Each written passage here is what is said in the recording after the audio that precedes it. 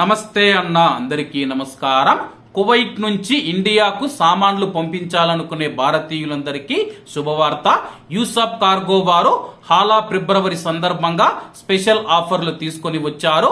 ఏ cargo 900 fils అన్ని ఛార్జీలు కలుపుకొని, సి కార్గో 500 ఫిల్స్ అన్ని ఛార్జీలు కలుపుకొని, no port tax, no insurance, no pickup charges, no documentation charges. Malia మరియు కైతాన్ ప్రాంతాలలో యూసఫ్ కార్గో ఉంది.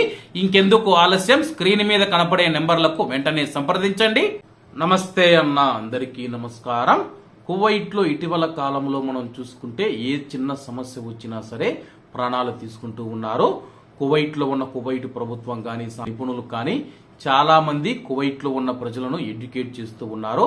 దయచేసి మీరు చనిపోవద్దు. మీకు ఏదైనా సమస్య వచ్చితే ఆ యొక్క సమస్య పరిష్కారానికి మార్గాలు వెతకాలి, కానీ ఎవరూ చనిపోవద్దని చెప్పేసి ఎన్ని మార్లు చెబుతూ ఉన్నా సరే కానీ తమకున్న సమస్యల కారణంగా చాలా మంది చావే చివరి మార్గం అని చెప్పేసి ప్రాణాలు తీసుకుంటూ ఉన్నారు. తాజాగా కువైట్ లోని ఆల్ నసీం ప్రాంతంలో ఒక కువైటీ పౌరుడు ఆత్మహత్య చేసుకుని చనిపోయాడని చెప్పేసి స్థానిక మీడియా పేర్కొంది.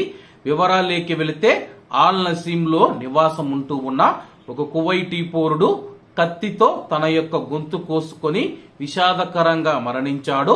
సమాచారం అందుకున్న పోలీసులు మరియు అత్యవసర వైద్య బృందాలు సంఘటనా స్థలానికి చేరుకున్నాయి. అయితే అప్పటికే ఆ యొక్క కువైటీ తీవ్ర గాయాలతో మృతి చెందాడని చెప్పేసి, అలాగే మృతదేహాన్ని తదుపరి విచారణ కోసం ఫోరెన్సిక్ విభాగానికి రెఫర్ చేశామని చెప్పేసి, అయితే ఆ యొక్క సంఘటనా స్థలం చుట్టూ ఉన్న పరిస్థితులను పోలీసులు నిశ్చితంగా పరిశీలించారు. ఆత్మహత్య వెనుక గల ఉద్దేశాలు, దాని యొక్క కారణాలు తెలియాల్సి ఉందని చెప్పేసి, అలాగే ఈ యొక్క విషాద సంఘటన వెనుక ఏదైనా బయట కారణాలు ఉన్నాయని చెప్పేసి పోలీసులు మరొక కోణంలో ఈ యొక్క కేసునైతే విచారిస్తూ ఉన్నారు, దర్యాప్తు చేస్తూ ఉన్నారు. ఎందుకంటే కానీ ఒక కువైటీ వ్యక్తి కత్తి తీసుకొని గొంతులో పొడుచుకొని చనిపోవడం జరిగింది. అలాగే కువైటీ పోలీసులు కూడా ఈ యొక్క మరణం వెనుక ఏదైనా నేరపూరిత అనుమానం ఉందా అని చెప్పేసి అనుమానం వ్యక్తం చేస్తూ ఉన్నారు. పూర్తిగా దర్యాప్తు చేసి విచారణ చేసి, అలాగే ఫోరెన్సిక్ విభాగానికి సంబంధించిన నివేదిక వచ్చిన తర్వాత అతన్నే పొడుచుకొని చనిపోయాడా లేకపోతే ఎవరైనా పొడిచి చంపారా అన్న విషయాలు తెలియాల్సి ఉందని చెప్పేసి పోలీసులు స్థానిక మీడియాకు తెలిపారు.